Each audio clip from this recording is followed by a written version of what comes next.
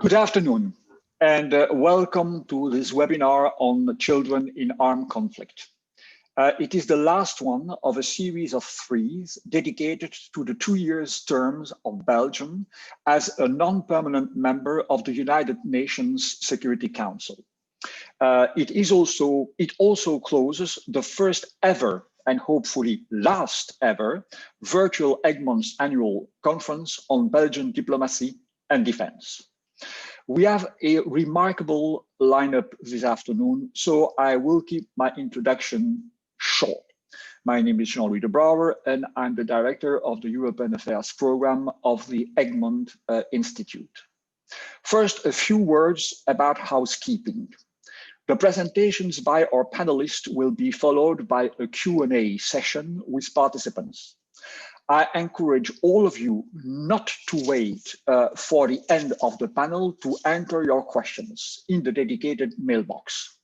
As usual, they should be short and to the point so that it would be easier for me to grasp their meaning and possibly regroup them. Also, Robert Martini, Director General of the ICRC, informed us that he couldn't join before 14:45. So we might start the Q&A session a little bit earlier, already after the three first interventions, if he hasn't joined us by that time. On substance, I would like to stress the remarkable continuity between the topics chosen for these three webinars. On the one hand, multilateralism provides the international humanitarian law with the essential ecosystem for its survival. On the other hand, the Sahel region is sadly enough one of the three regions of these regions of the world where civilian populations are systematically threatened by weapon bearers and the rights of children are violated beyond all recognition. This, by the way, confirms the coherence between the Belgian priorities during these 2 years, which will come soon to an end, but they are not over yet. Let us now turn to our panel. Ambassador Paxton, it is a privilege to have you with us this afternoon. You were in the driving seat when Belgium was campaigning to be elected to the Security Council. And you represented the country in this instance for most of its term.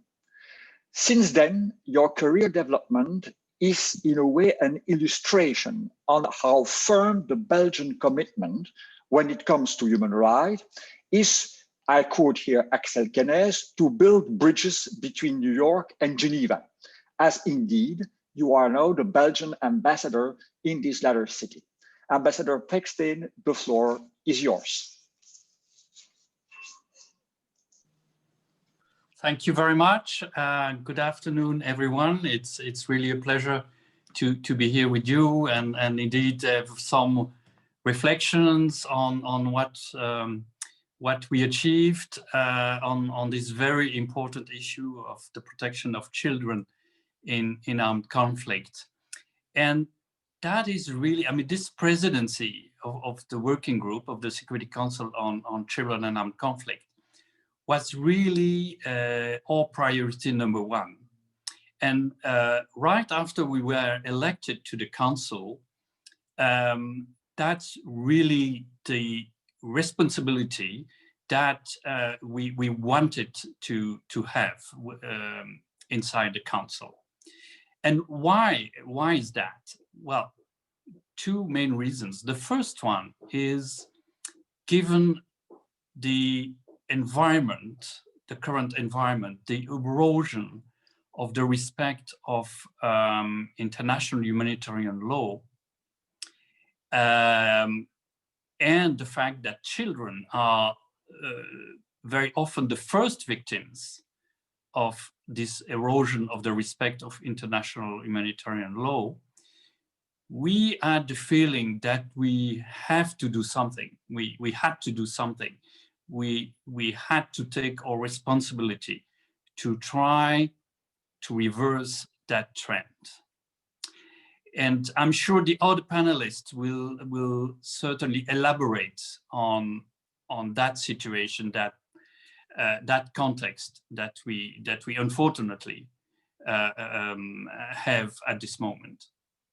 The second reason is that this is really a unique mandate in the Security Council, a very important one, a very effective one, and one that we would not be able today to agree on in the Security Council. So it was created when the context was more favorable. And as I said, this is really unique. And you have to realize that it's based on first monitoring and reporting mechanism on the field. So you have people, actually teams from the United Nations, from the UN and UNICEF, working together to collect evidence of violations against children in situation of conflict. These evidence is checked, is controlled, then it's put in a report, report which is then presented by the Secretary General to the Security Council. And on basis of that report, then the working group of the Security Council, of which then the 15 members of the Council are part, discuss the situation and then agree on conclusions for each country situation that is on the agenda of the working group. So right now there are 14 country situations, or conflict situations rather, which are on the agenda of the working group. And so these conclusions that we agree, they form the basis of action, because there are then recommendations for the UN system in general. There are recommendations for the country concerned, obviously. For instance, we call on them to put an action plan into place to better protect children. There are things that are addressed also to donors, for instance.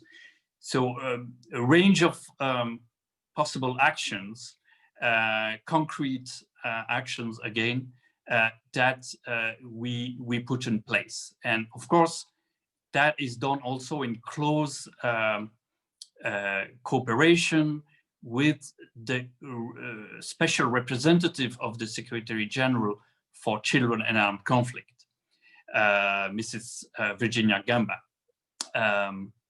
So that, you see, is a very powerful mandate, as I said, and that's unique. There is no other mechanism like that in the Security Council.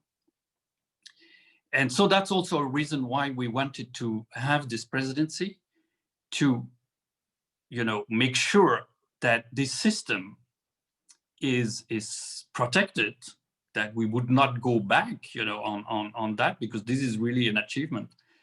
And also to use it fully, to the fullest extent possible, in order to, as I say in my introduction, to change this very negative trend of lack of respect.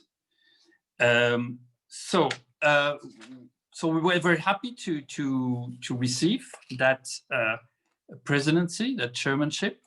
And that's also because, I mean, Belgium has always been very active on this issue of children for a very long time. So it's not that we started from zero. Now, when we started the presidency, we were very ambitious, and we set very ambitious goals for presidency. The first one was to try to cover all the 14 situations that I mentioned, which before was not the case. So it means that if you don't, within the 2 years period of your mandate in the Security Council, if you don't cover all situations, that means that you do that only 3, 4, even 5 years in some cases. And that means then you have a report with information which dates back to 3, 4, even 5 years. So it's not really relevant anymore. It's not, very pertinent to deal with violations that occurred so many years ago. So if, on the contrary, if you are able to address the 14 situation in the course of the 2 years, it means basically that you have a report which covers 2 years. We take 7 the first year, 7 the second year. So basically it's a 2 year cycle. And that's much more relevant, much more effective. So we really worked very hard, I can tell you, to be able to do that. And this is a lot of work, really, to cover all these 14 situations. It means also that we need the reports of the Secretary General to be ready to enable us to do that. And I have to say that really the system worked very hard to produce those reports in time for us to work on it. And I have the pleasure to say that actually we realized that goal because I think yesterday we agreed, we were able to have an agreement on the 13 set of conclusions, and the 14th has been circulated. The 0 draft of the 14th conclusions have been circulated, but of course there is no time now anymore to negotiate it. So this will be for a successor. But we are very happy that we were able to have at least the 14 conclusions, reports presented and 13 conclusions adopted. And that's really where the role of the presidency is really key to, how to say, make proposals. So we propose a first draft and conclusions, and then we start negotiation, and we have to have everyone come on board and agree to the text, because the working group works on the basis of consensus. So that means everyone need to agree to what we propose. And that requires a lot of negotiation, because you have to realize that the issues we are dealing with are very difficult ones, very political. Well, these are conflict situations, of course. And some are situations where the Security Council itself is very divided. Syria, for instance, or Myanmar. These are situations on which members of the Council are divided. And they don't agree on anything in the Security Council itself. But still, on Syria, on Myanmar, on many others, we were able to get a consensus. So meaning all 15 members agreeing on these conclusions. And I think that's very significant, because that means even on Syria, well, all members of the Council were able to agree, because this was about children. And so in a way, they were able to put their differences aside and agree on something, because this is related to the protection of children. And I think that is a very important message. So I really want to underline that. Now, the second ambition we had was not only to adopt conclusions, but also to follow up on previously agreed conclusions. Because, you know, it's nice to adopt conclusions, but you have to see what happens with them. Are they followed? You know, are they implemented?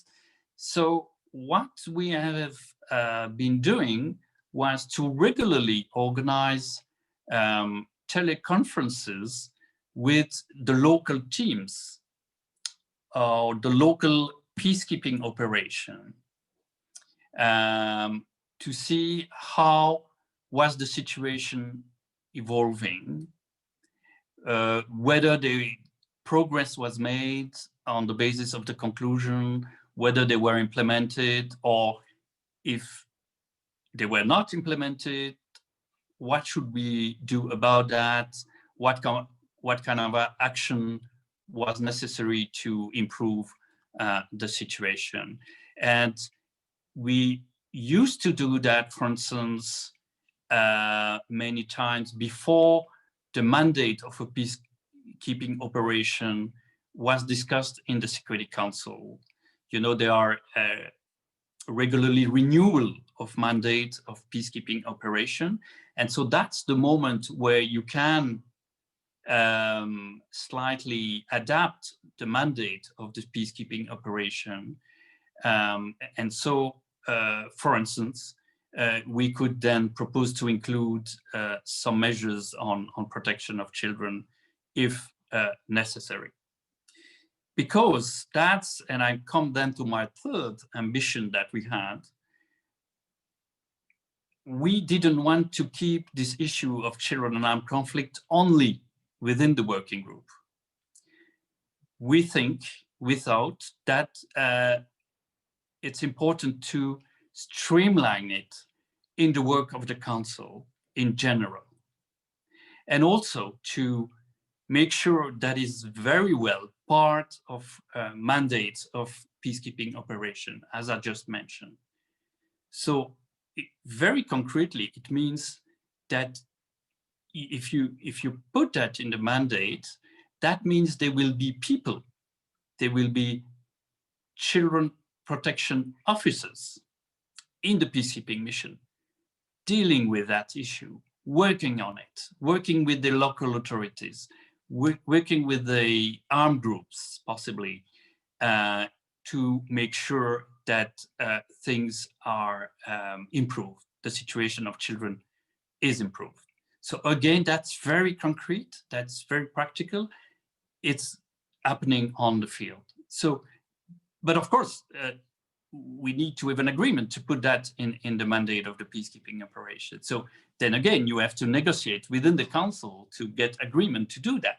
And that's not easy, because there are some resistance to that, because some members feel, well, that should not be the priority, or that this is infringing on the sovereignty of the host country. We don't share that perception. So it means we have to have some discussion about that within the Council. And we did. But several times we were able to you know, get agreement to do that. So that was our third ambition.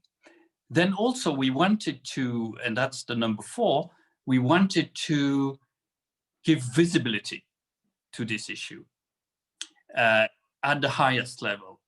And so during our presidency of the Security Council, which was in February of this year, we organized a high-level briefing on children in armed conflict. And the theme was how to better involve that issue of children protection in peace negotiations. And the UN have prepared some guidance for mediators, for peace negotiators, how to do that. When they negotiate a peace agreement, you know, what should they have in mind about protecting children, about, for instance, releasing child soldiers, how to reintegrate them in the society, etc. These things, that's very important. And so that's a new document that was then presented at that meeting of the Security Council. And as I said, it was high level because we had the Secretary General, of course, but we had also our king, the King of the Belgians, who addressed the Security Council. And that was the very first time that a Belgian king would do that, would speak to the Security Council. So that was also for us, for Belgium, a big event. But I think also it contributed to giving visibility of this team, which was really the goal. Then we also adopted 2 presidential statements. One on this occasion, on this guidance that I just mentioned for peace mediators. And the second one was together with Niger during the Niger presidency of the council, and that was on the protection of schools. And you know, in the Sahel and in Niger, this is really an issue, very important one, how to protect schools in a context of conflict and terrorism. So that was also quite a visible contribution. Then I can mention also we organized a field trip of the members of the working group to Mali last year. Normally this year we should have done the same, but of course due to the COVID circumstances, this was not possible.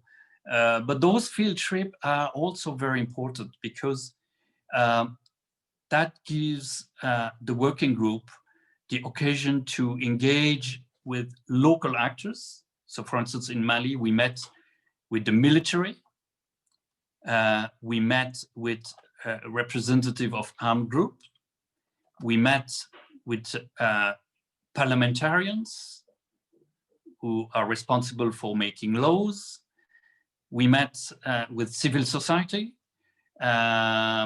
and we met, of course, with the UN peacekeeping mission there. And so it's really an occasion to engage with all these actors in a very concrete way to see how we can improve things and to come with a strong message, because for these people to see representative of the Security Council coming to them, discussing this issue, that demonstrates how important is the issue of protection of children for the Security Council. So it's a strong signal. So I'm sure our successors will continue this practice as soon as possible. So I think I've been too long already, so I will stop here. I hope we really could make a difference on the field, really contribute to better protecting children in situations of conflict. And before closing, I really want to thank the members of my team who worked on that, because as ambassador, I mean, just what you do is to chair the meetings, but the real work is done by the experts. And I have to thank, in particular, the 2 who have successively and successfully also dealt with the working group. And maybe they are listening to us. And I want to thank them, because without them, we would never have been able to do what we achieved. So I stop here, and of course, I would be happy to answer any question. Thank you.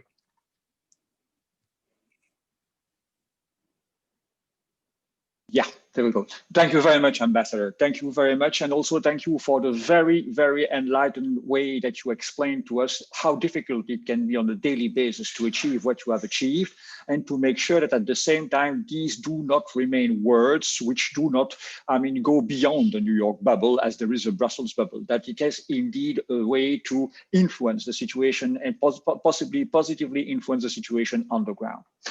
Ambassador, another feature of Belgian term was that it was keen to uphold the European dimension of its participation. Let us therefore turn now to the European contribution concerning the challenges of protecting children's rights.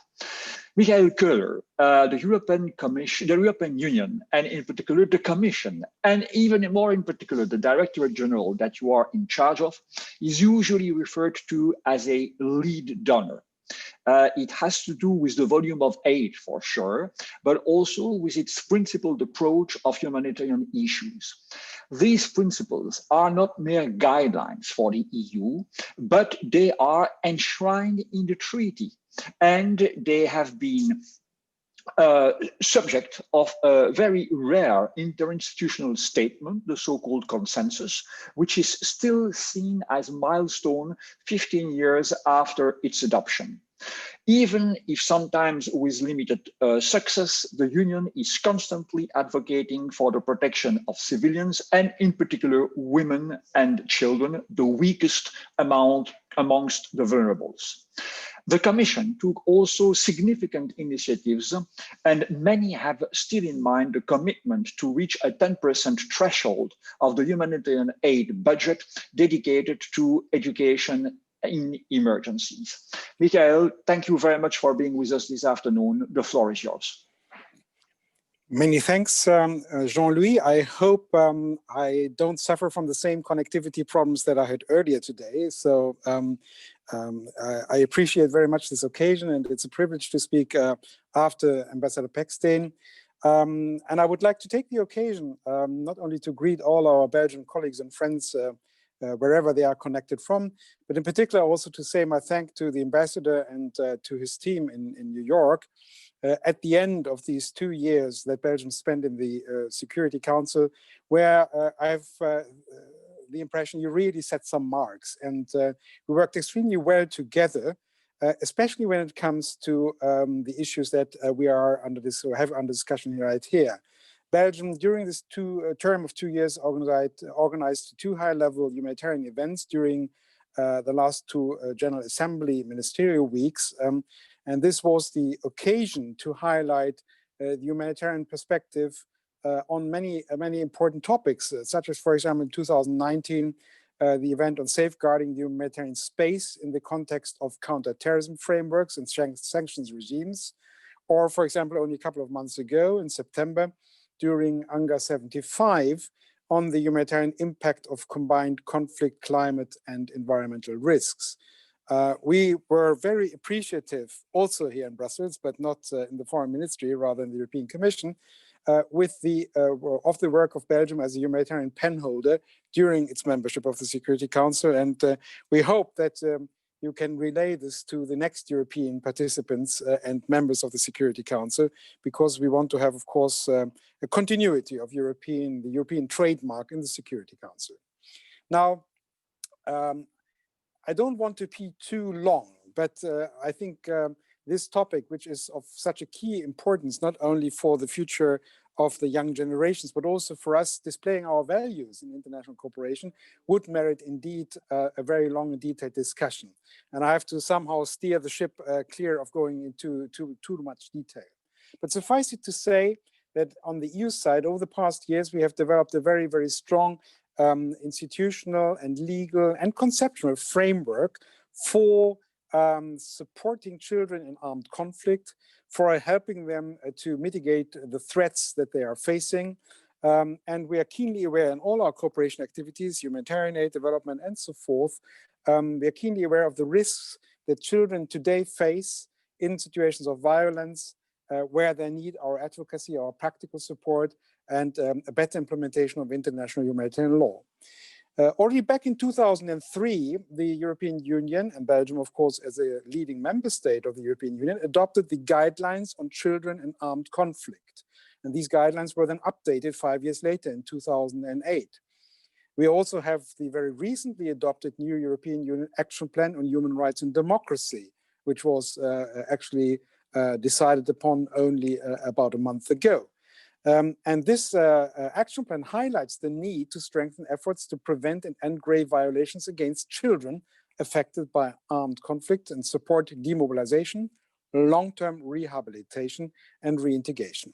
And this is something which we have tried to mainstream across our programs in various forms. Jean-Louis, very correctly, you referred already to our exposure in education in emergencies. I come back to that.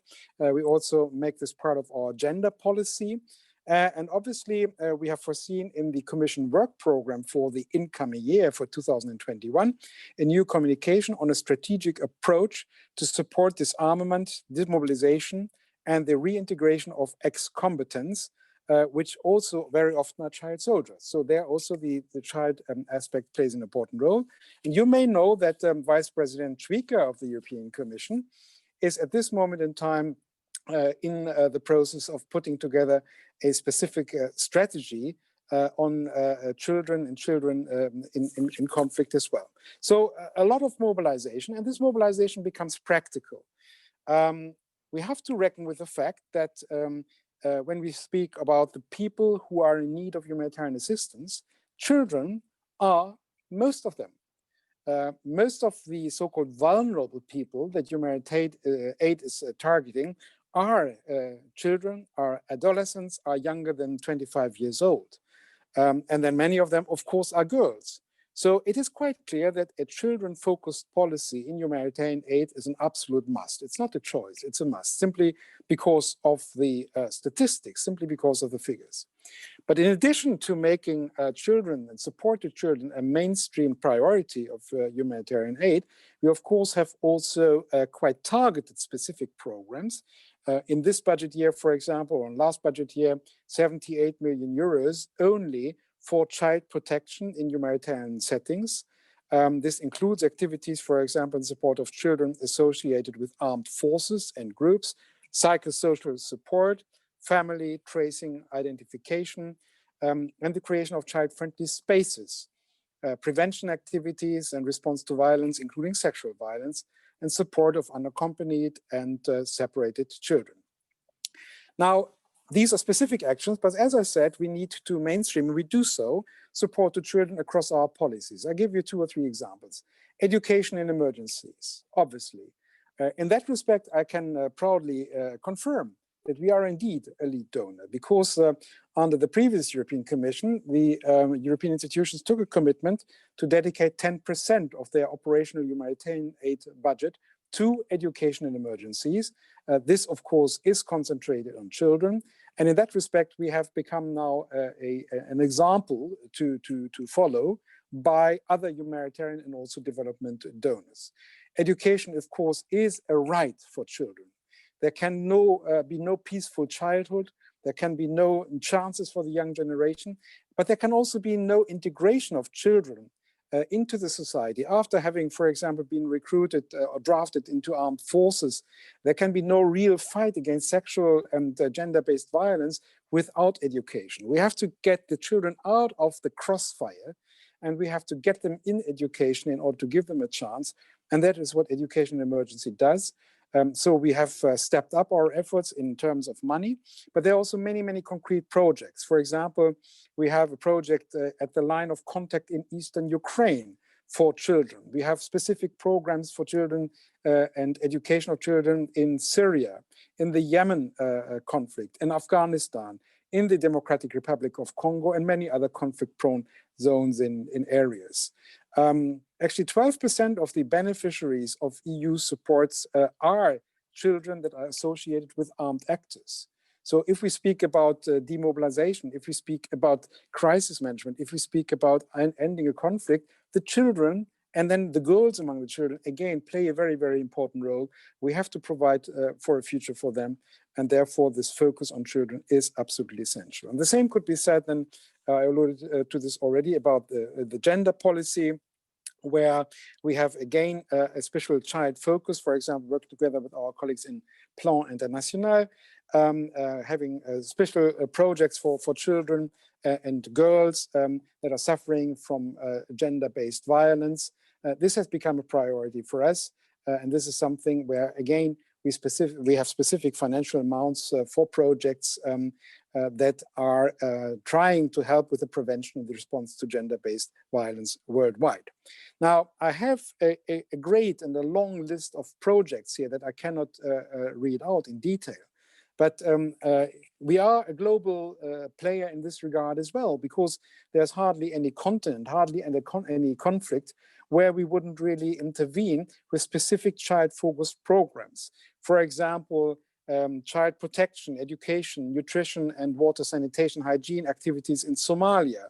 For example, nutrition, health sector, and protection projects in South Sudan. Reintegration of children from armed forces into society, including social protection and help. We have projects on education in Ukraine, as I said, in Palestine with the Norwegian Refugee Council, and of course also in many, many other settings. And on the conceptual side and the policy side, it is important to bring this to the fore time and again, not only to help people in the crisis situation concerned. Yes, this is necessary, but we also need to put this problem very much on the international agenda and end the impunity that is often still prevailing for perpetrators that attack children or infrastructure that is important for children. And therefore, we are very much backing the global coalition to protect education from attack and support initiatives such as the Safe Schools Declaration and the guidelines for protecting schools and universities from military use. Declarations, papers that we adhere to, that we sign up to, and that we try to support when it comes to concrete rollout and implementation. There's a key challenge, and I mentioned this already, with respect to children and young girls and boys in armed conflict. The 2020 UN Secretary General's report on children in armed conflict shows that violation against children continue to increase. And we are extremely concerned about this. We are concerned about the increasing number of attacks, not only on individual children, but on schools, on hospitals.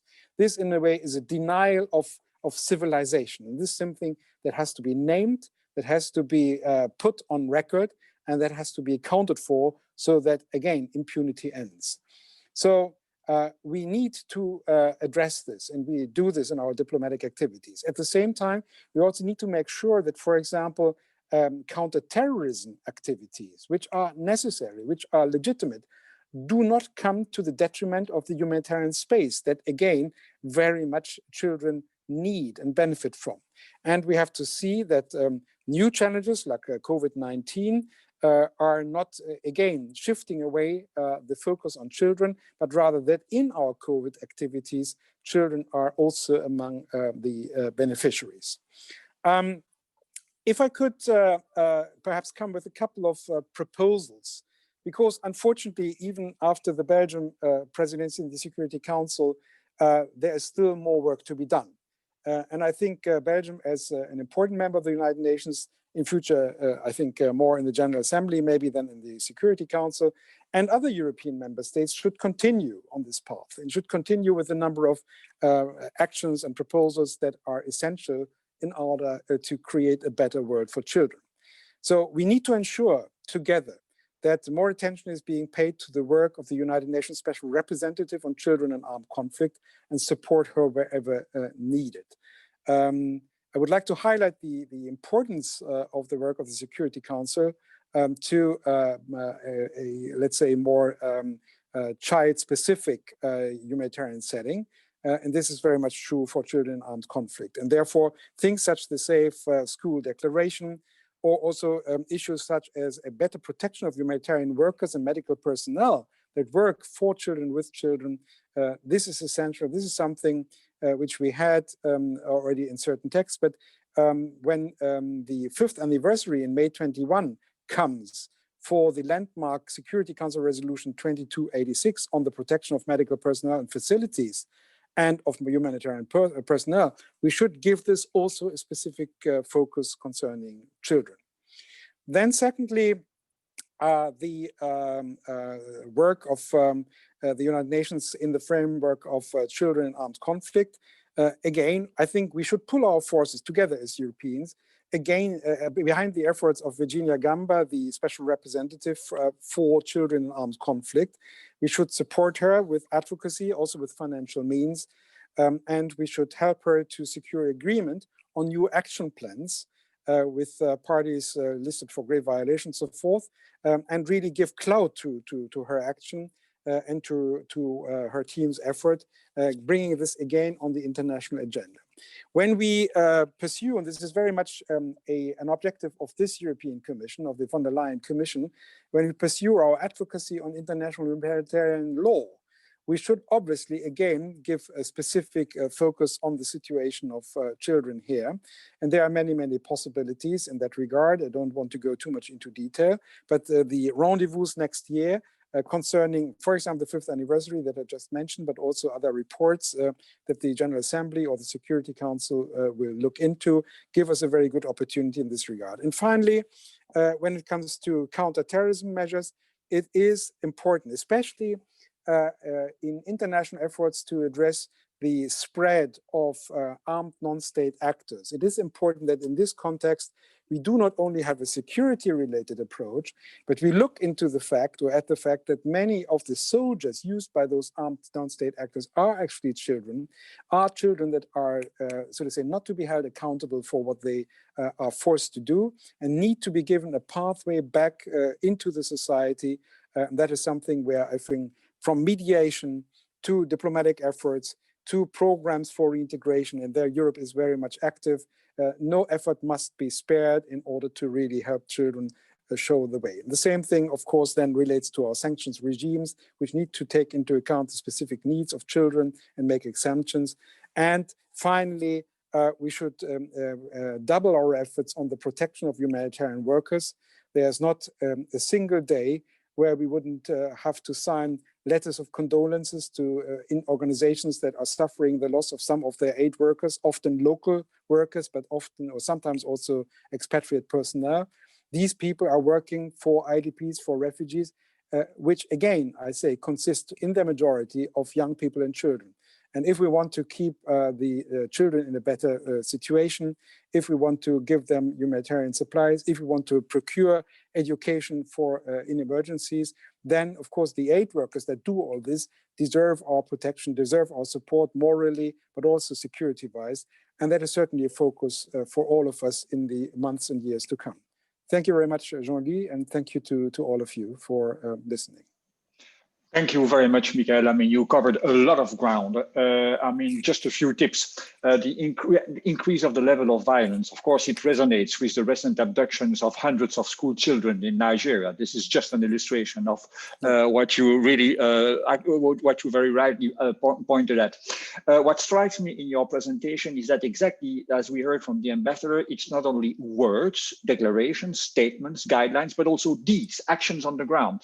And by the way, I mean, you referred to a list of projects that you could not quote. Don't hesitate to send it to us. We can circulate them afterwards to all participants to these sessions so that they have a more, I mean, a good vision of what the EU is actually doing on the ground. I think that everybody has taken note of your proposal. I mean, you took also a very horizontal approach of what is at stake. And you refer, of course, to one of the key concerns that might be tackled during the two next presentations, that to say, impunity, not only advocacy, but also impunity. But we'll come back on that.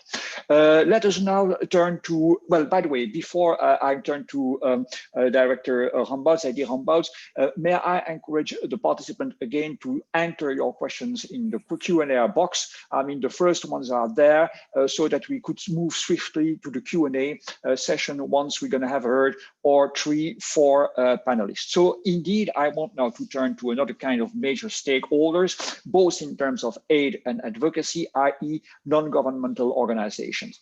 Heidi Rambaud, you are the director for Belgium of Plan International, an organization which is championing the rights of women and girls. Plan has gained a unique worldwide experience, and your participation today help us to better understand the depth of the problem and the reality on the ground. But also, exactly like we heard from Michael and Ambassador Paxton, that actions are possible to prevent and repair. Thank you also for having proposed to make this even more concrete by sharing with us a video, and I'm now turning to my colleagues in charge of the support of this event, a video which about Plan International's intervention in Mali. We'll watch it together and then turn to you, to your presentation. So can we now have a look at the video? Could it be put on screen by my colleagues of the support team? Thank you very much. We hear the soundtrack, but we don't see the video yet. Thank you very much. I actually agreed with the technical support that I would just briefly sketch what we do as Plan International and then turn to our colleagues in Mali. But they are in control, I think, of the technical aspects. So we can move to the first slide, where I would briefly want to lay out for those who are not familiar with Plan International who we are and what we are. So we are indeed an independent organization. Can you first turn to the next slide, please? We are an independent humanitarian and development organization active worldwide or throughout the world in 70 countries. And when it comes to emergency response, let me zoom in to our activities from Belgium. Exactly, that's the slide. Thank you for that. So at this point in time, with Plan International Belgium, we are focusing on 3 areas in humanitarian crisis, and that is the Sahel region, Lake Chad, and the Great Lakes region. And they all have a number of elements in common. They are extremely complex in terms of displacements, regional refugee crises, a very challenging security situation, and a tremendous difficulty in accessing communities. And when we look at what happened over the weekend in Niger, in the community of Difa, there was an attack where civilians were killed. There were over 27 casualties, amongst which children. That actually demonstrates, because that is actually an area where we are active, that demonstrates also what Mr. Kohler says with regard to the protection and the need to protect aid staff and the communities from external attacks and armed forces. The root causes in these regions are extremely complex, and it's not just one cause of conflict or one element that causes the conflict, but it's an interconnection of lack of basic services, very scarce resources, challenges in terms of social cohesion, aspects and elements of extremism and climate change. And all of that affect actually the situation of today, but also the prospect of the future. Because with our response, Plan International, where possible, we actually adopt a Nexus response. What does that mean? When we look at the crisis and the type of crisis today compared to what conflict looked like, let's say 25 years ago, we see that we have more and more protracted crises. That means that they're long-term crises. And that also means that our humanitarian response, where possible, already needs to have the seeds for a development approach as well. Otherwise, there will be no prospect of ending the cycle of conflict. What do we do in those type of situations? We work on education in emergency, very much actually all the themes that Mr. Kohler mentioned. That is exactly what we work on. We do a lot of child protection, providing services to victims of sexual and gender-based violence. providing youth economic empowerment so that there is some prospect of betterment of their life and their resources. And we work on social cohesion. Very specifically, because one of the, I learned that the previous session of this conference talked a lot about the Sahel and the challenges in the Sahel. So education in emergencies is something, for example, that we work on very specifically in Mopti in the north of Mali, and child protection is, we work on that in Kai, another region in Mali.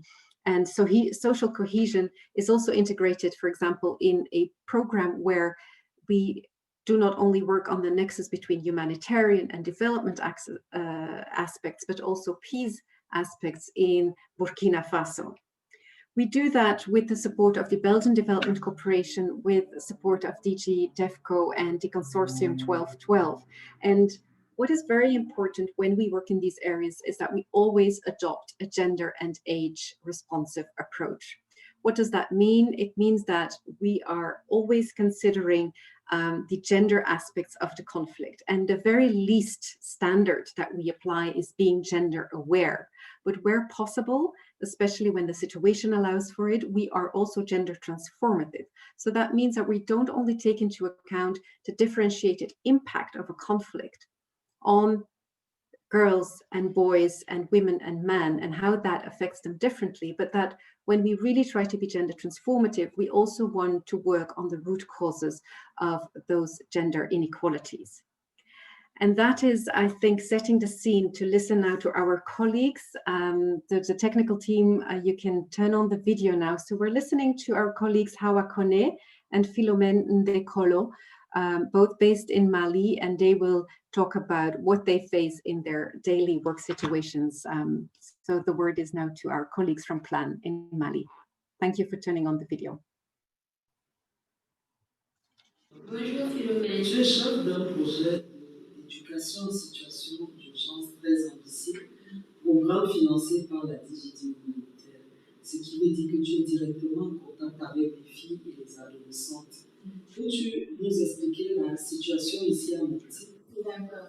La crise multidimensionnelle qui sévit le Mali de façon générale et la région de Mopti de façon particulière depuis 2012 a fortement affecté les communautés en les privant des services sociaux de base qui sont pourtant essentiels pour leur survie. Au regard de la culture malienne, des pesanteurs socio-culturels associés aux conséquences de la crise humanitaire, les filles et les adolescentes ont été la catégorie la plus affectée à ces jours face aux problématiques de déscolarisation, d'abus, d'exploitation et de violences de toute nature. Je crois que cette situation qui se présente dans la région du Mopti se retrouve dans d'autres régions du monde qui sont affectées par des crises similaires. Qu'est-ce que tu en penses? Oui, effectivement, si je prends l'exemple du Cameroun et du Nigeria dans le Tchad et de la République centrafricaine, en fait, sur le chemin de l'asile, les enfants sont exposés à des risques énormes de protection comme les abus sexuels, les enlèvements, les séparations familiales. De cette expérience, je me suis rendu compte en fait que les violences basées sur le genre et spécifiquement les mariages précoces forcés sont connexes aux séparations familiales.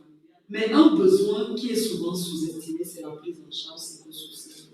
Parmi ces filles, il y en a qui ont été abusées sexuellement par les groupes armés. Il y en a qui ont été abusées sexuellement et aussi pour les travaux domestiques par les groupes armés. Celles qui ont été victimes de l'assassinat de leurs parents.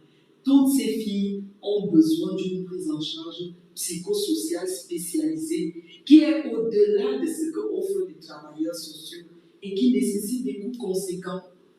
Oui, tout à fait. Dans notre projet actuel, nous avons également remarqué que les adolescentes présentent des besoins qui sont plus spécifiques par rapport aux plus jeunes filles. À Plan, on est très attentif face à la problématique de l'hygiène menstruelle et également à l'éducation parentale dans le processus d'épanouissement des filles et des adolescentes. La thématique gestion de l'hygiène menstruelle est une composante souvent sous-estimée dans les projets WOS.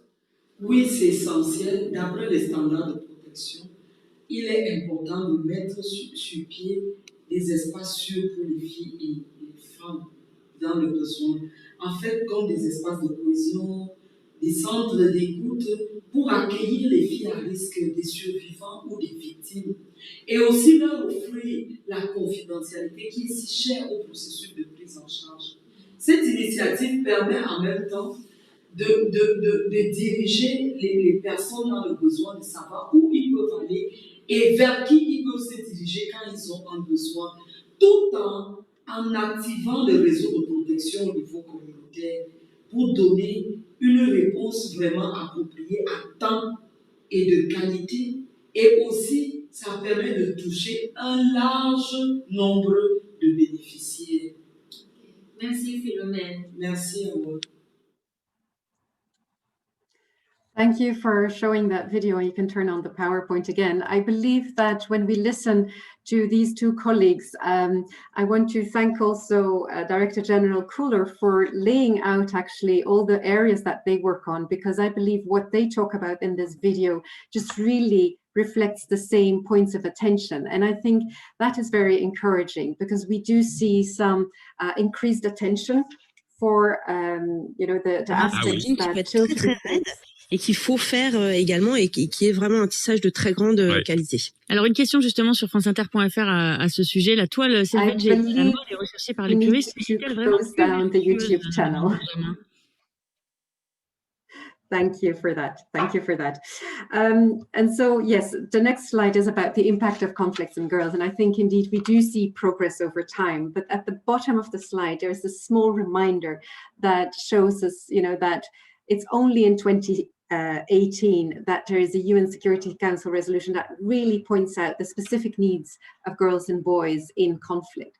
And so, although, of course, we have that evolution, to recognize and acknowledge not only the impact of conflict on children, but the different impact of conflict on girls and boys. It is, let's say, it is strengthened in that system still in a relatively recent way. And I think what we are seeing here today is that we're talking about this topic now with people that are working on it, but we need to make sure that this topic and the attention for the impact can trickle down to those in the field.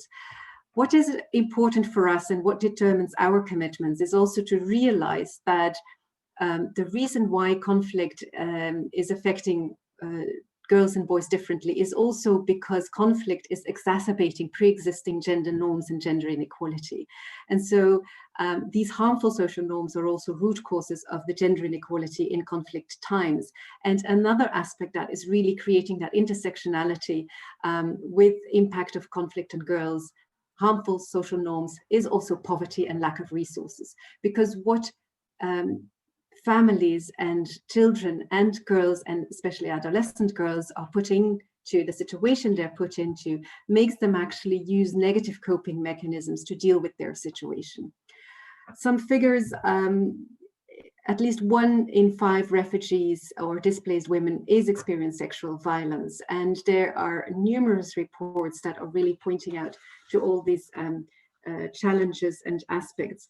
And what is important is that we take those challenges and these differentiated challenges into account when we make assessments. If we don't do so, then our responses will not be gender sensitive, and we may just bypass the needs of girls and adolescent girls. What is important for us also is to take that gender dimension into account and the age dimension. We have done research that actually demonstrates that there is an overestimation both by women and men about the access that girls have to services in conflict situations. And we see that the non-gender related services are accessed much less by girls than they are by men and boys. So it is very important to take that gender lens into account when we define responses, not only, for example, on aspects such as menstrual hygiene, but actually across the board. We can move to the next slide, because there is a specific aspect that we would like to talk about today, because we talk about children and armed conflict. And we have already heard a lot about it, with the very interesting experiences shared by Ambassador Paxton, laying out also the problems of child soldiers, combatants, But there is a dimension that is still underreported. It is the unique experience of girls associated with armed forces and groups. We have, in the beginning of this month, launched a report specifically on this topic with a lot of partners such as UNICEF, SIDA and USAID, laying out the different experiences, first of all. First of all, recruitment, and indeed, as we're following the news about the abductions in Nigeria and a recent group that's being abducted, hopefully with some positive news that I think is coming out very recently. But that is really a practice, and that is one of the recruitments also specifically for girls. Child marriage is also a way to recruit girls into armed forces and armed groups and to associate them with it. It's actually some sort of an enrollment in that group. And what is important to see is that they play different roles and responsibilities. There are girls indeed that are put in the front line and that take up combatant positions the way many of the boys' child soldiers do. But the problem is much broader than the child soldiers. There's a whole set and network of supporting roles, very often taken up by girls, of cooking and nursing, of fulfilling sexual comfort roles and being victimized by sexual exploitation. And the consequences are really far-reaching, because the control is not only attacking or is not only at the individual level, but it's even at the societal level. And it has effects both physical, because they're physically under control, but it has severe aspects and consequences on their mental health. Some of them are being tattooed, so that marks them for life. And it goes actually beyond their own life and is transferred upon the children that they're bearing out of these situations. And in addition to that, there are girls with specific needs, survivors of abuse, children born from sexual abuse, and girls with disabilities. In the technical note that you see here on the right-hand side, the girls associated with armed forces and armed groups, which can be found online, there are 3 groups of very practical good practices that are being let out. And first of all, it is, of course, calling for the attention for the entire situation of these girls associated and enrolled in these groups. The first good practice to actually come to an improvement of the situation is to invest in prevention. The prevention needs to be multi-level. It is about empowerment, but it is also about changing norms in society.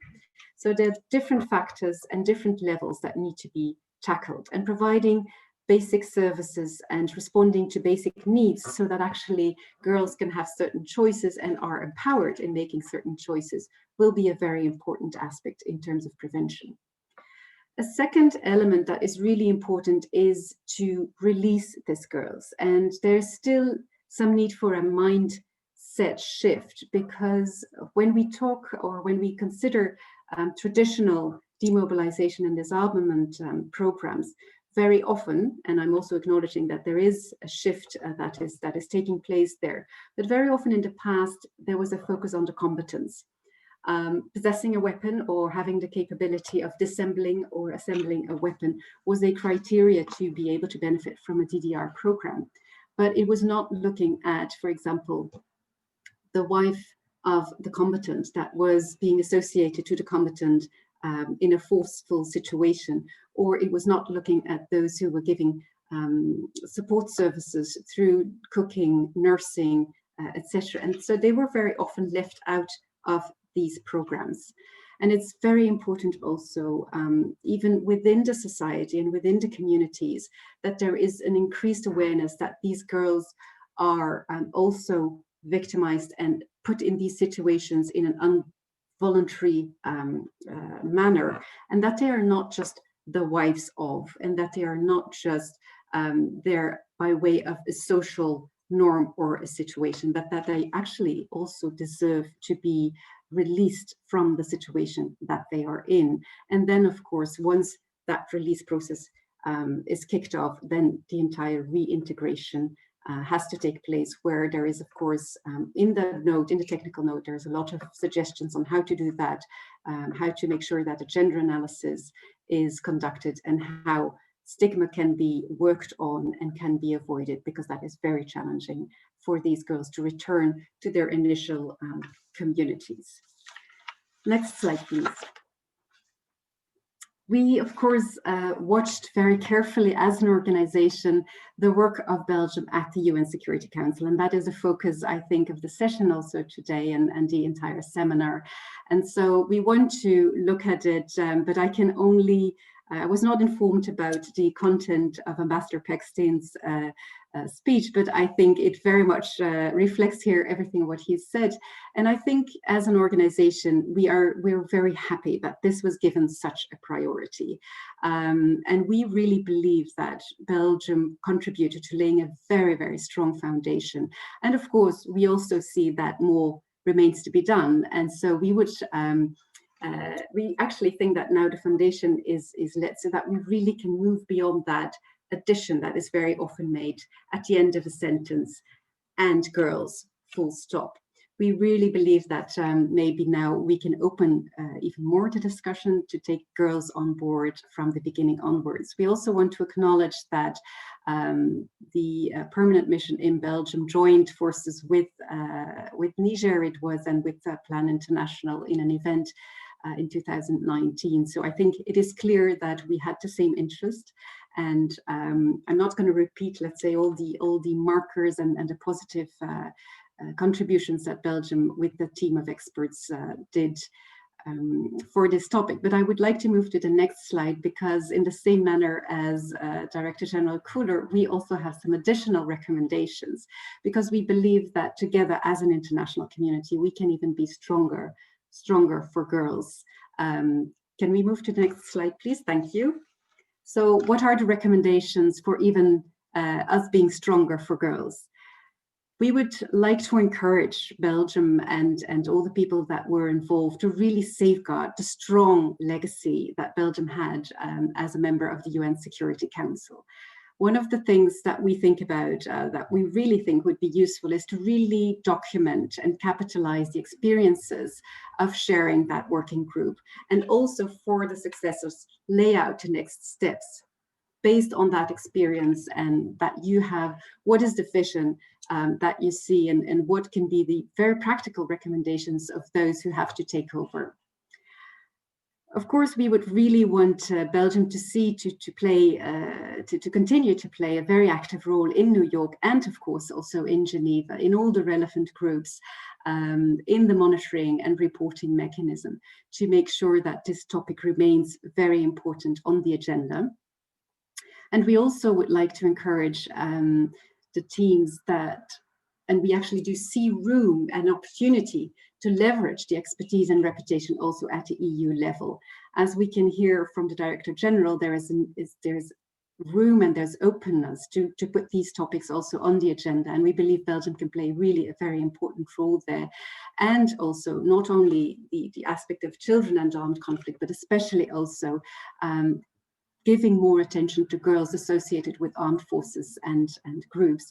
For example, in the upcoming strategy on the rights of the child, and I learned that there is also the upcoming strategy on children in conflict. So that would be a fantastic opportunity to leverage that expertise and contribute to make it a very strong strategy. More on, let's say, a bilateral level or Belgian development cooperation, we believe that Belgium has all what is necessary to be a very strong champion for girls' needs and rights. And it would be good to see Belgium fully embrace the girl-specific needs and agency. Not only the gender dimension, but very much also acknowledging that age dimension. So there's girls and adolescent girls. And indeed, we're not only talking about children under 18, but really taking that age group up to 24, 25 years old. And this can be done to step up girls' rights in education, ensure access to sexual and reproductive health, and economic empowerment, because in the end, what we want to see is indeed the strong, resilient girls that have agency also over their own life. Take into account indeed girls' needs and rights in that humanitarian nexus, work in local peace building. I think Belgium is at every scene acknowledged also as an important actor in many countries that struggle with conflict. So it is very important to take that into account as well. And then hear their voice, because girls do have a voice and they use their voice. Sometimes they just need to be listened to. And we also believe that Belgium can take a leading role in listening more to girls. And for example, to ensure that there are female-only safe spaces in humanitarian responses and in, for example, peace dialogues. As Ambassador Paxton indeed said, there was a very able and skilled team behind this work in New York. And we believe also that it is important to make sure that this expertise does not remain into a little corner or a pocket. It would be really good to see that this expertise now is mainstreamed throughout everybody involved in international relations and development and humanitarian affairs in Belgium. And last but not least, of course, provide adequate funding to do this work, because in the end, that is what is going to make a difference, and that is going to make a better future for these children, but in the end, for all our children. Thank you very much. Thank you to you, Heidi. I mean, you and Miguel, in the conclusion of your presentation, answered two questions that were streamlining these three webinars. Belgium is about to leave the Security Council on the 31st of December. Then what's next? Okay, to explain what could be next. And of course, there was a question which was asked very bluntly by one of the participants to the first session. Is it worse for a country the size of Belgium to invest as it did on issues like that? I have the vague feeling that the answer, after having listened to you and Miguel, is rather yes. But we can come back on that during our concluding remarks. I could not encourage more the participants to keep on asking questions. And in the meanwhile, perfect timing, Robert Mardini has joined us. Good afternoon, Robert, and thank you to be with us this afternoon. As the European Commission is often portrayed as the guardian of the treaties, the International Committee of the Red Cross is depicted as the guardian of international humanitarian law. It is a very heavy burden in the world of today, but for many amongst the neediest, the Red Cross remains a lighthouse in the dark. However, your organization is not limiting itself to advocacy and humanitarian diplomacy, how demanding these tasks could be. It is engaged often very discreetly and in conjunction with national societies in many initiatives aiming at enforcing the rights of the most vulnerable, including children.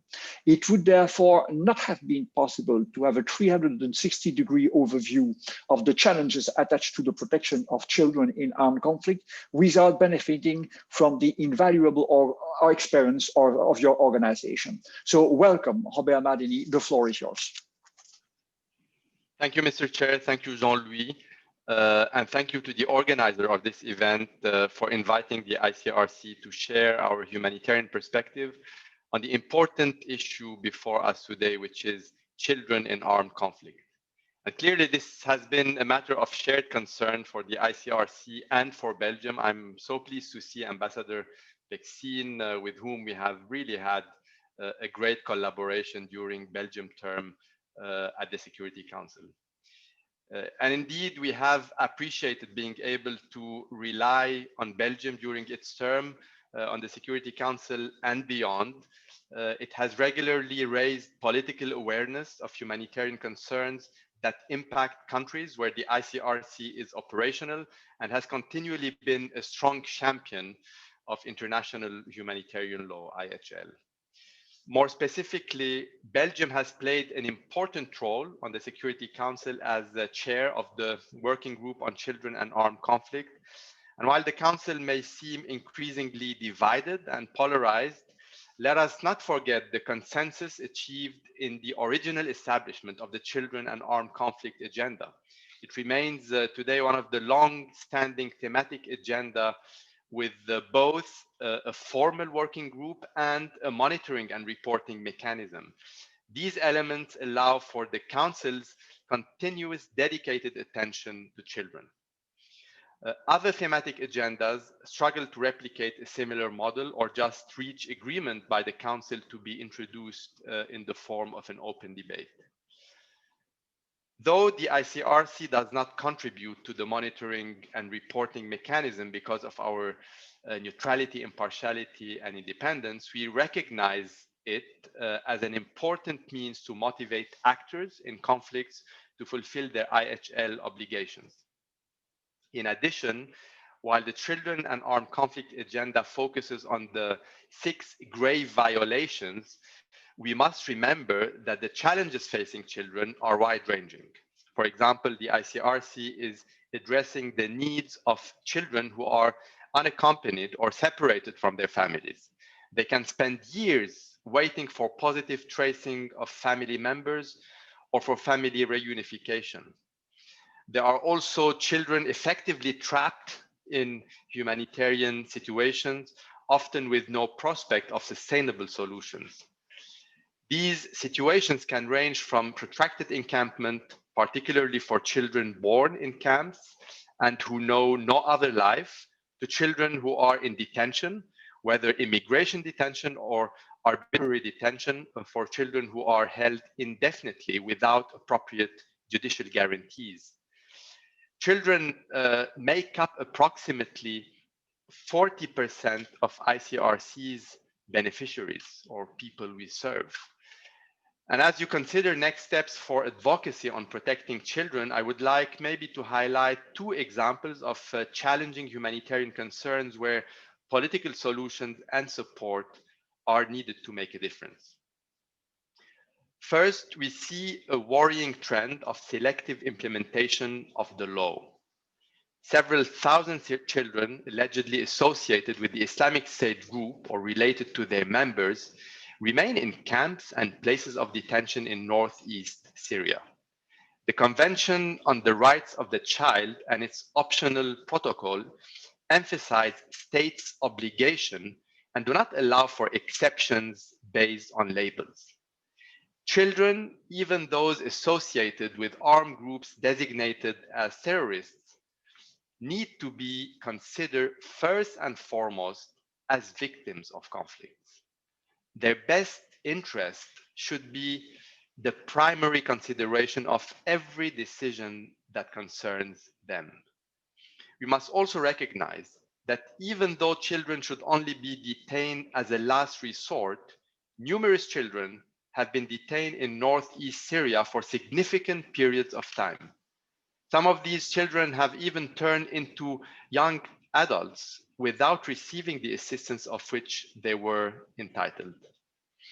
Security Council Resolution 2427 from 2018, recognized for the first time that children recruited during armed conflict should be treated primarily as victims. The Council now needs to mainstream commitments on children and armed conflict and uphold this child protection perspective in the counterterrorism agenda. Implementing this in northeast Syria would mean seeking durable solutions, such as repatriating children with their caregivers. Respecting family unity is important, even in cases where adults may face judicial proceedings upon return.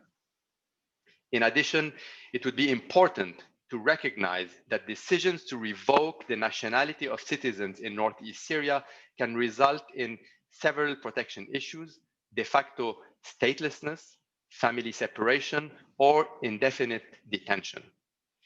And as we all know, many human rights depend on nationality. The negative impact of these decisions on children should be avoided by all means.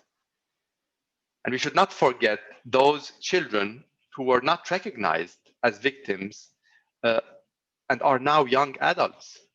They should not lose access to their rights just because they were not assisted in a timely manner when they were children. Belgium and other EU states have already repatriated citizens from northeast Syria, not only children, but adults as well, demonstrating that actually this is possible. States can share lessons learned and learn from each other's experiences. We know this is not easy, and that it requires enormous resources, but no humanitarian response can solve this issue. That is why I urged, and we urge at ICRC, for continued help on this front. A political and principled solution can also contribute towards building future peace in the region and beyond. My second example focuses on education. COVID has shown us the fragility of education services. However, for children living in conflict-affected countries, even before the pandemic, education was disrupted due to attacks, threats of attacks, displacement, and the cumulative effects of protracted conflicts. The political attention on education in the humanitarian response has mostly translated into support in more accessible and safer areas, UN-managed camps, urban areas, and refugees. And yet, communities at the front line of conflicts remain in urgent need. We raised this concern to Security Council members and were really pleased to see it emphasized in the presidential statement on attacks against schools adopted in September. This year's General Assembly resolution establishing the first ever International Day to Protect Education from Attack emphasized also for the first time the need to facilitate access to education in armed conflict. To implement these UN commitments, the following 3 points are of particular relevance. Firstly, calling for specific attention to the education needs of frontline communities. COVID-19 has severely disrupted education for conflict-affected communities who lack the resources and equipment to participate in online learning. Responding to the vulnerabilities of these communities must be prioritized in education programs. Secondly, promoting more respect for the IHL rules, which expressly protect the continuity of education in conflict.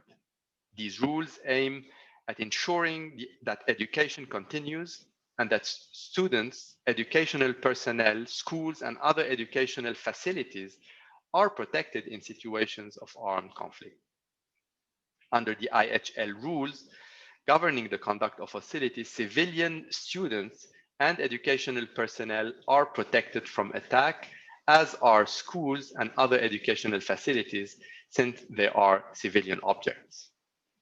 And thirdly, encouraging close collaboration with ministries of education when humanitarian and development actors formulate education responses. Ministries of education do not have disaster risk reduction strategies in place to deal with the consequences of conflict and violence on education services. Therefore, humanitarian organizations need to work closely with ministries to prepare and equip them to respond to education-related needs in humanitarian settings. This is crucial to support the retention of teachers, safety of school premises, and regular attendance of students. I would like to end by congratulating Belgium and also really thanking wholeheartedly Ambassador Paxton, my dear friend Mark and his team, his amazing team in New York, on its considerable achievements during its term on the Security Council and the great collaboration. Sincere thanks too for the dedicated political efforts to support humanitarian concerns. We very much encourage the continuation of Belgium's leadership role in protecting children and their rights. Thank you.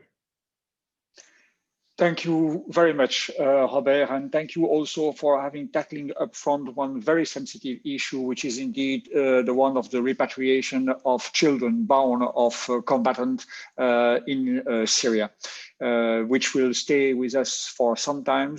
It's a fundamental principled question and should be dealt with that way, whatever the history of the individuals at stake, because they are also human beings.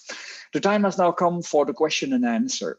So I encourage participants to ask questions. I have now 3 in front of me in my Q&A box. And I will start with a very general one and then move to two more specific ones. The very general one is addressed to you in particular, Heidi Rambouts, but I think that it could be taken by all four participants. And it was very present also in a way during our discussion on Sahel on Wednesday. It comes from Mr. Chims, or Mr. or Mrs. Chims, I don't know, sorry. You mentioned the element of society transformation within a Nexus approach. How do you implement this transformation while fighting the accusation of a mere mimicking of Western societies? In other words, what kind of governance do we want to promote in these countries where children rights are at stake, boys or girls? And isn't it a risk of us, in a way, consolidating in the existing regime instead of promoting new approaches, which would be building upon a very strong reconsolidated social fabric? The two other questions are more specific. They are addressed to Belgium and the EU, but there again, I think that the Red Cross and Plan International might have things to say about that. It has to do with very specific aspect of the situation of either children or a mother of children born in conflict situation. The first question has to do with the registration of children born in our conflict. Is sufficient attention paid to these registration challenges?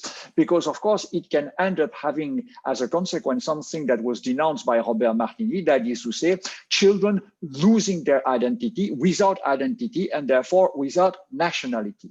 And the second question is a very delicate one, which has caused tension around the SGBV issue worldwide, and it's about the right of pregnant women and girls which have been forced to have sexual relation to decide about whether they want to keep their baby or not.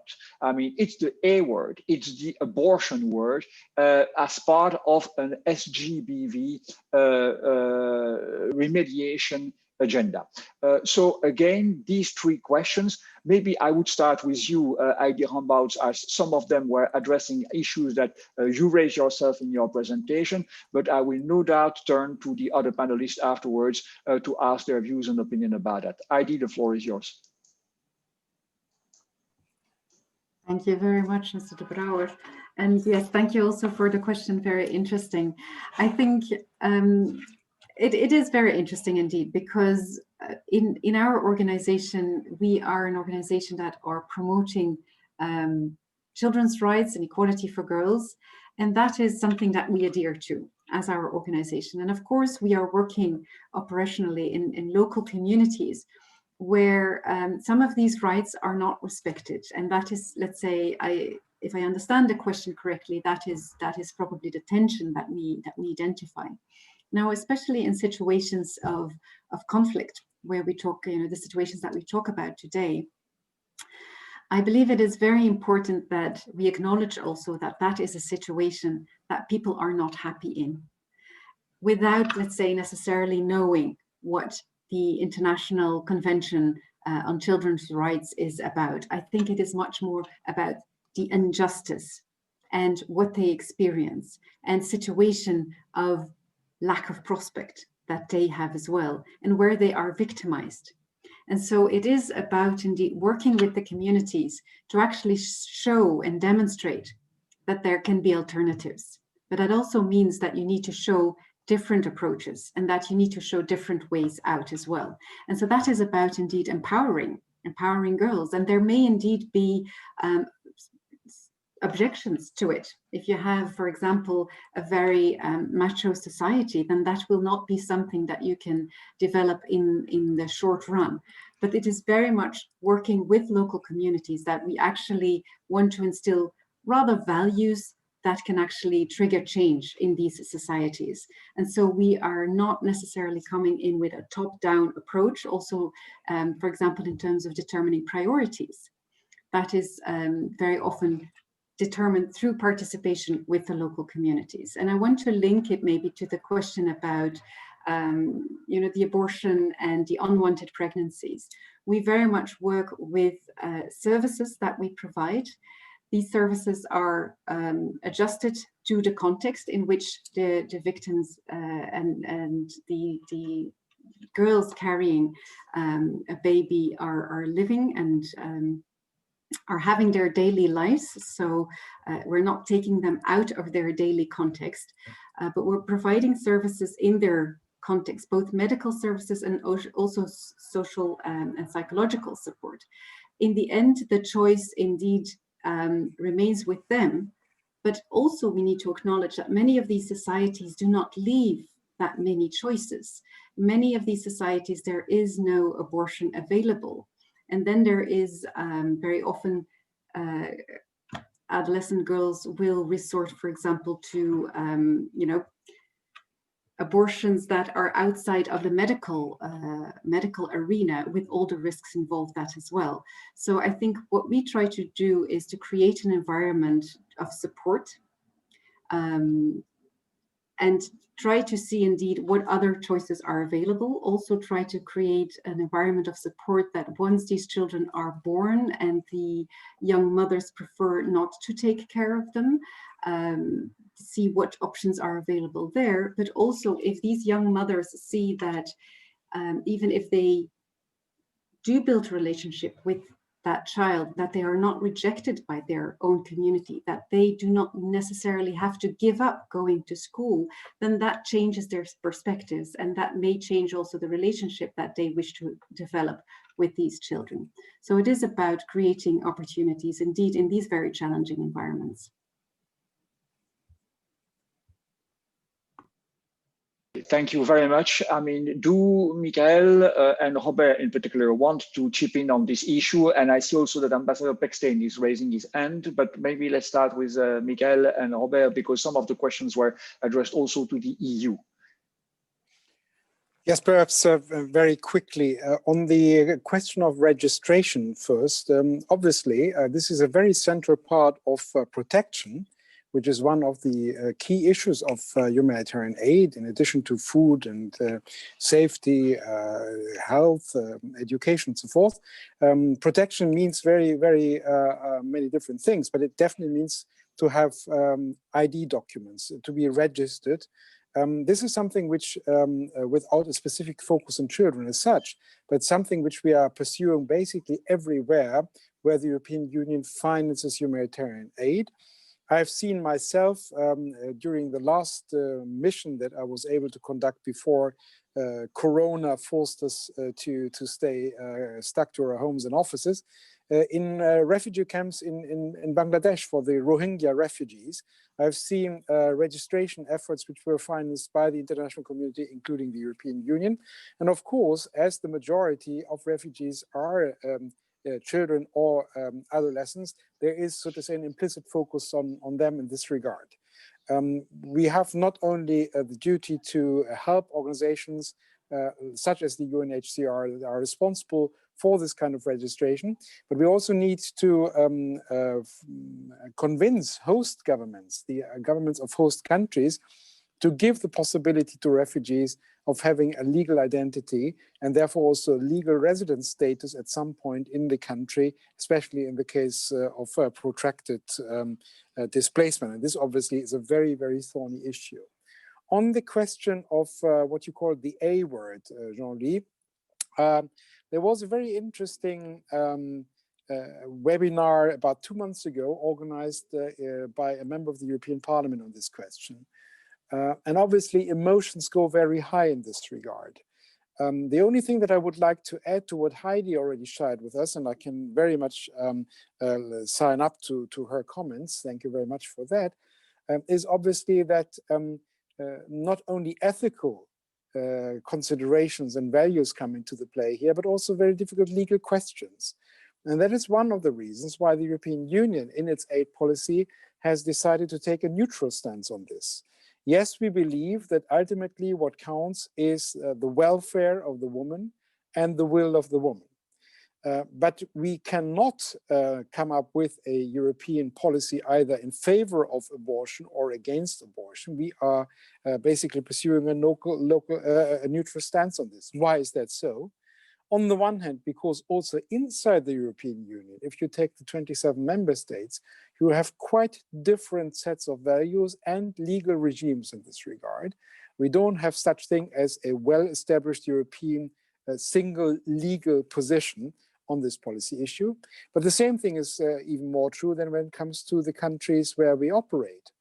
I mean, humanitarian aid does not operate in a vacuum. It intervenes in countries that have laws, that have constitutions, that have a legal order. And we could not, as an organization, the European Union, that is, let's say, like a state, or that is at least a public authority, we cannot, for example, go to a country X, Y, or Z, taking care of vulnerable populations there, of IDPs, of refugees, and then implement a policy on this issue in the country that is against the national laws or against maybe the constitution. So what we need to do is, again, heed the law, at the same time creating opportunities for young women and also for the children, and creating space for them. That is the policy that we have. And therefore, ultimately, we are funding organizations as implementing partners that are pro-abortion just as much as we are funding organizations that are anti-abortion. We don't impose any kind of policy choice, but what we try to impose is that the woman has the final word, and the health and welfare of the woman is the decisive criterion, not what we want here in Brussels. Thank you very much. Robert Mardini, do you want to contribute to this discussion? Yeah, sure. Much was said. Thank you, Jean-Louis. On sexual violence, I mean, we see it regularly at ICRC as a real problem for girls associated with armed groups or armed forces, and that returning with the baby needs to be really addressed in reintegration activities. Otherwise, the problem will not go away. On child birth registration, it is clear for us at ICRC that is often overlooked and is of key importance to also be addressed. Another challenge that we see for very young children is also access to key vaccination, for instance, for newborns and the under 5s. And you can imagine that if children are trapped in situations of violence or are displaced or in a detention facility for mothers who are accompanied by their children, of course, access to vaccinations here can be super challenging. So yeah, just wanted to add this on the very valuable elements put forward by Heidi and Michael. Over to you. Thank you very much. Ambassador Paxton, you had raised your hand. You wanted to also add something. All the more than in the meanwhile, we've had a supplementary question that you might have spotted in the question and answer box about the processes that Belgium would have put in place to deal with the psychological traumas of repatriated individuals for conflicted areas. So you might wish to take this one too, while complementing what we've heard from the three previous panelists. Over to you. Well, thank you. Very, very interesting questions indeed. I found especially the first one very interesting, whether they would be there, you know, away from the West to impose certain norms, because this is our culture, is maybe not the culture of other regions of the world.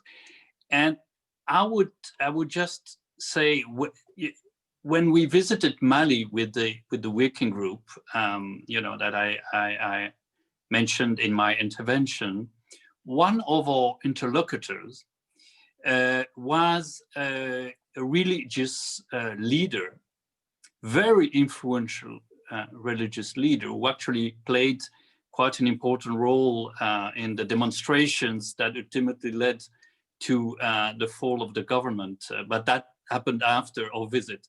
But very influential leader on the population, on the social life in Mali. And we had a very interesting discussion precisely on that. And I think we agreed that children, you know, wherever, in whatever the country, the the civilization, the religion they have the same rights. And he agreed on that. So that boys and girls, that their place is in schools, not in military barracks. He agreed on that. And so I think this is, if something is really universal, and undoubtedly so, it really right of children is the case. Then registration, yeah, that's very interesting case, not so well known or discussed indeed, but yeah, major problem. Of course, if you don't have a registration, it means you have no ID, then you don't exist, basically. So that is really a starting point for the enjoyment of rights. And well, that's certainly an issue we have been following in Iraq, for instance, Mali also. That's also something we discussed with the authorities in Mali. It's not a huge problem, but still, there were quite a number. So we discussed that with the authorities, how to deal with that, how to improve the situation. It's not always easy, of course. You have to realize the conditions, sometimes the local conditions for the administration to be able to deliver such registrations. But yes, that's certainly an important issue to follow up. And then, yes, a word, abortion. Yes, that's, of course, a very delicate issue to deal with in the UN. And I remember we had very difficult discussions and negotiations within the Security Council on a draft resolution on sexual violence that was presented by Germany. And there was a strong, let's say, a strong offensive against anything that would imply such a thing, that there could be some, assistance for abortion after sexual assault, after rape.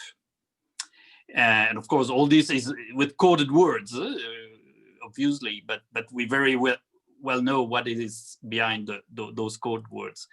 And there we really fought back as much as we could, and we were even ready to not to support that resolution if they would accept to go back on existing agreed language. As we say in the UN, agreed language means something that was agreed before in other resolutions, and we really wanted to protect that, and ultimately it was possible. So but that was a strong fight, absolutely. So very delicate issue. Then, oh, sorry, I just forgot. What was then the new question you just asked? It was about the way to deal with the traumas of people. Yes, okay. Yeah, that's also very relevant, absolutely. I think this is really a big change over, let's say, the 1 year or two, to really focus now on the psychological dimension of it. And so we see that increasingly being recognized, the need when you deal with reintegration of children, to deal with that mental health aspect. So to have also psychological support, assistance for the children. But the same can be said also for women, victims of sexual violence. That is also something that is increasingly recognized. So, but that's really recent, very recent evolution, I would say. But it's definitely a very important one. Thank you very much, Ambassador. We are now getting slowly but surely to the end of this session. So I will first use of my, in a very arbitrary way, of my position of moderator to allow myself to ask one question to our panelists. And by the same time, I will ask them to prepare themselves for the classical concluding remark challenge, that to say you have 1 minute to give us all your final thoughts about the topic and the session, what that we discussed this afternoon before we break.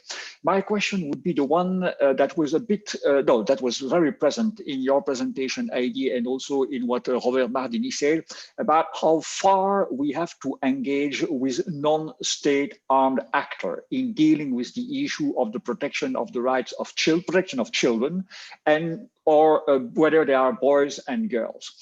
The reason why I'm coming back to this question is that this was also raised and not directly answered during the previous webinar on the situation in Sahel. Because a few participants said, okay, but isn't it time for us to start engaging with these weapon bearers? Maybe not all of them, but at least some of them. And of course, this reminded me of a sentence that I was told when venturing into the humanitarian world, and Robert has already heard me quoting it, if not Michael. I mean, of course, if you want to go to hell, you have to talk to the devil and you have to speak a language that he can understand. So the question of the engagement with the non-state armed group, while, and it was very much stressed during the debate on Wednesday, while of course not crossing the red line of impunity. How do you combine that and how do you achieve that? I don't know, maybe Heidi or Robert could start on this, and then we would move to Miguel and Marc if they have some wisdom to share with us. Please, Heidi, please.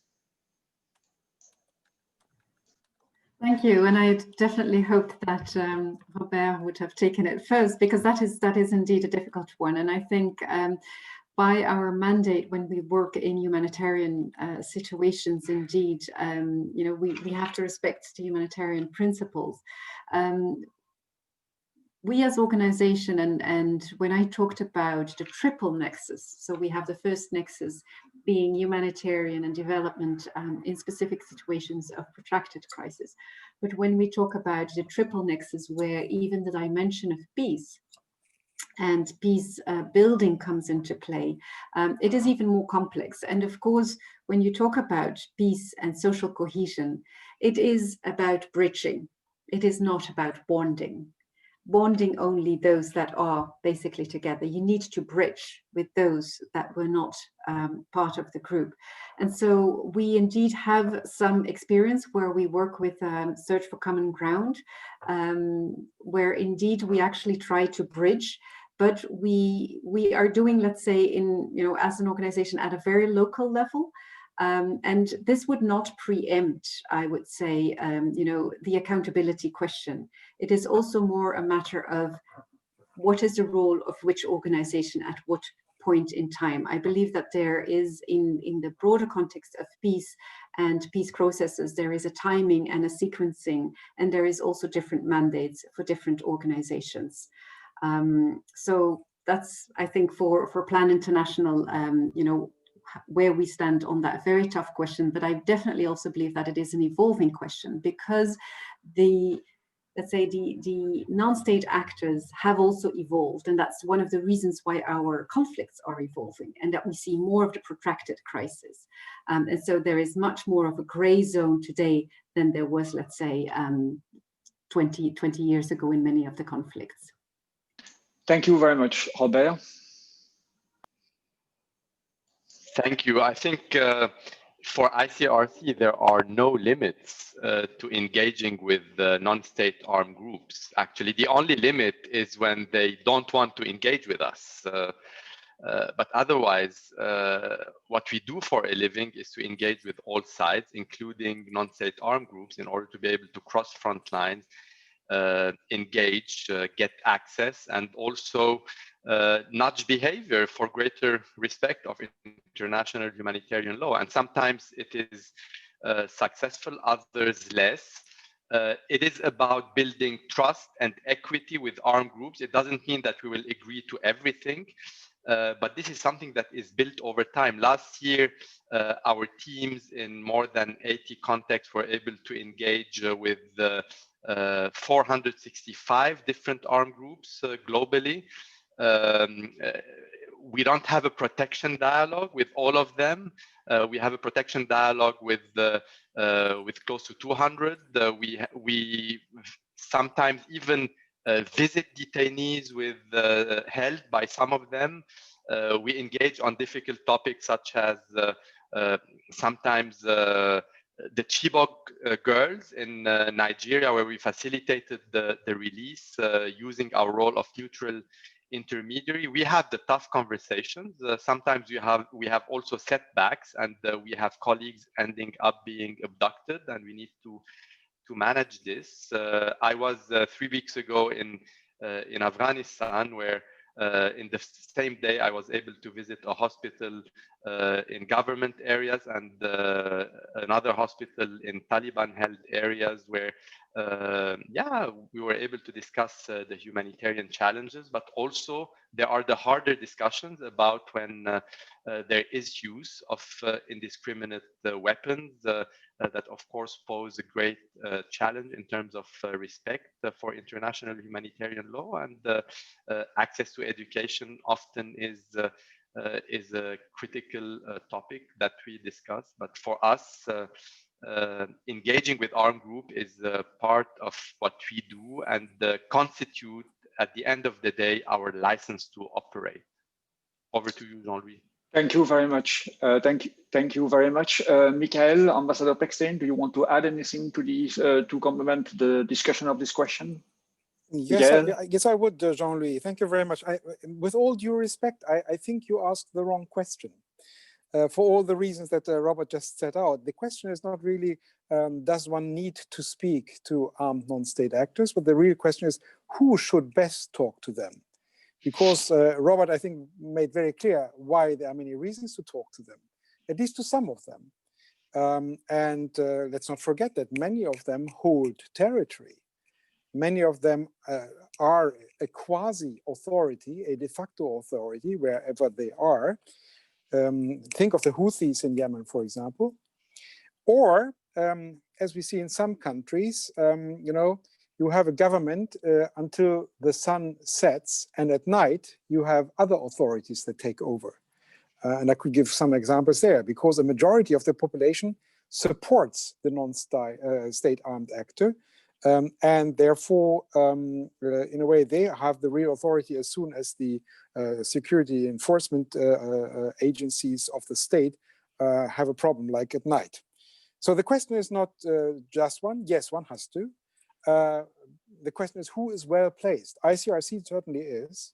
The European Union certainly is not. Diplomats find it very difficult to do this kind of job, in particular if we have to speak to people that are listed terrorists. But there are specialized organizations like Geneva Call and others, for example, that do that. And it's inter alia for that reason, for example, that the Political and Security Committee of the European Union talks to those specialized organizations. Maybe one more aspect, which in my view makes it necessary to talk to those organizations that, as Robert put it, are at least a little bit open to dialogue. When it comes to protecting the rights of children, we are in an area that is not only a legal area, but an area that has very much to do with values and with local cultural traditions. And often, of course, we are speaking about people who come from cultures and civilizational backgrounds that do not share our Western European definition of childhood. In many cultures, a young boy of 8 or 9 years, or at least a young boy of 13 years, is considered a grown-up, an adult. But for us, it is important that children-related rights are still applied to them.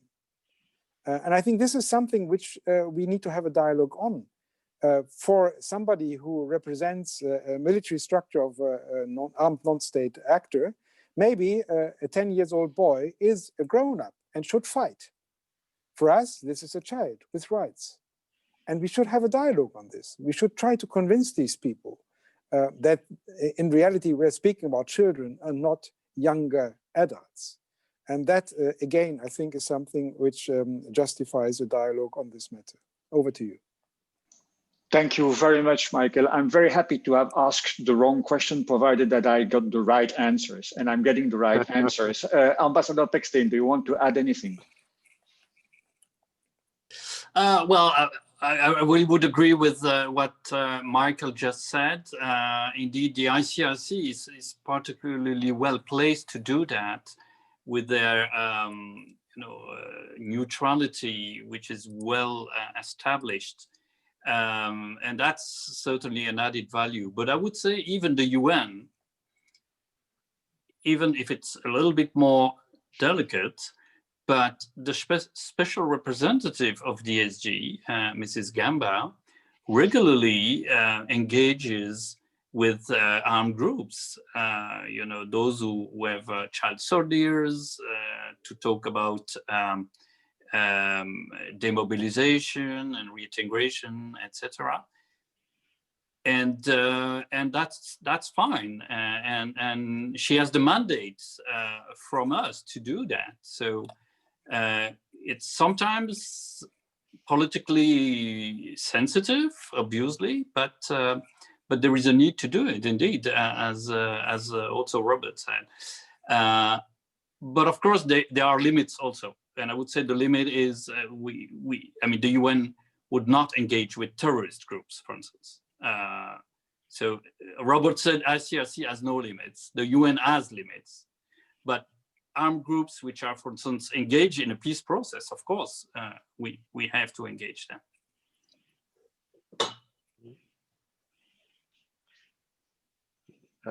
We go, right. So now comes the time of the conclusion. So the 1 minute, 2 sentences conclusion exercise for each of you. And I would take the panelists in the reverse order of the first set of intervention. That is, I would start with you, Robert, and then move to Heidi, Miguel, and ending up with you, Ambassador Paxton. Robert. Thank you, Jean-Louis. I think if I have a elevator pitch, that would be to repeat our call to all states who have nationals in Al-Hol camp, in Al-Rosh camp, to repatriate their nationals.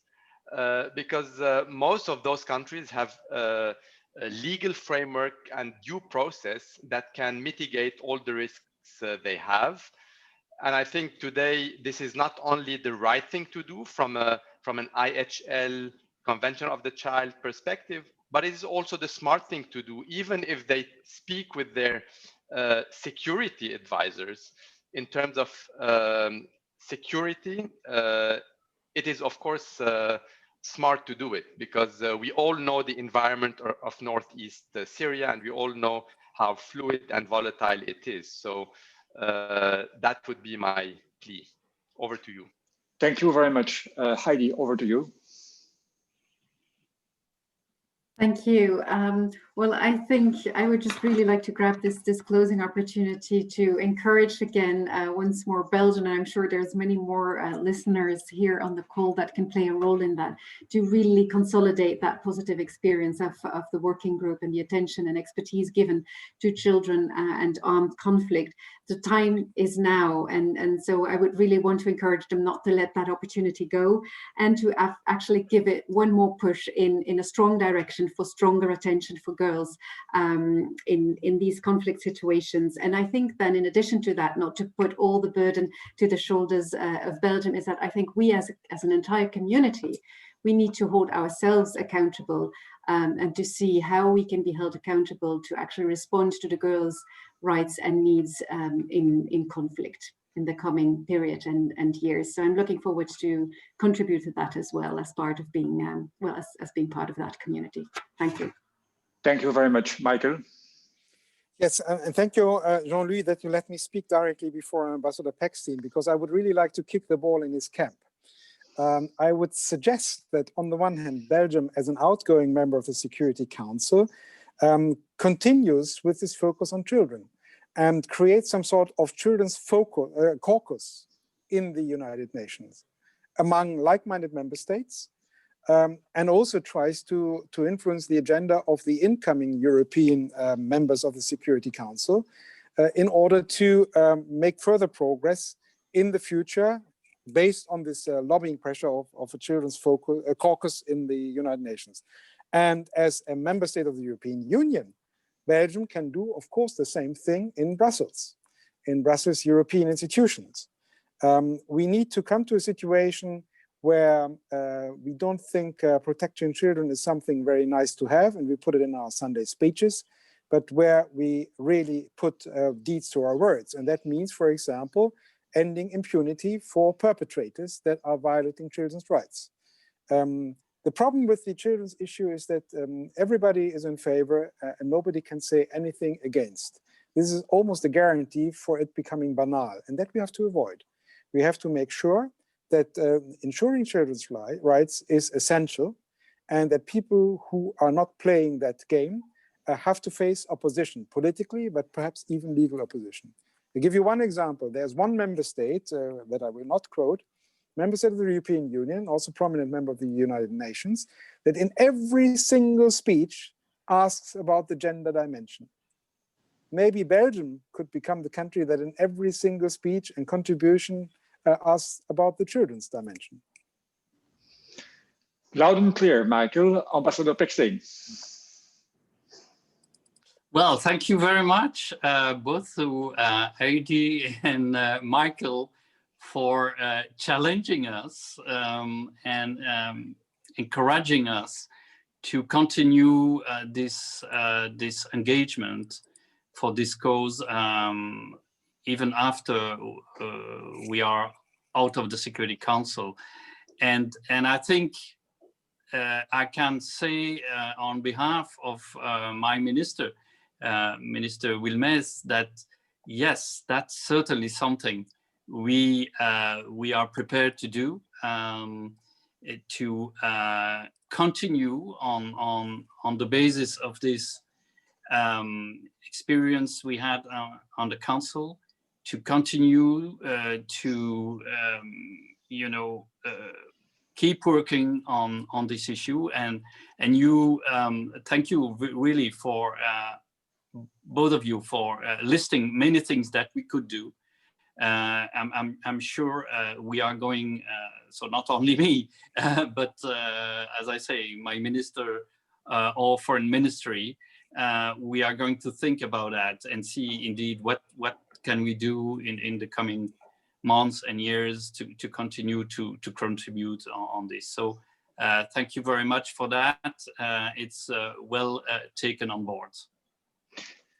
Okay, this brings to a close this rather exceptional 2020 annual conference. It is time to thank all our panelists and participants this afternoon, but also those who were with us on Monday and Wednesday.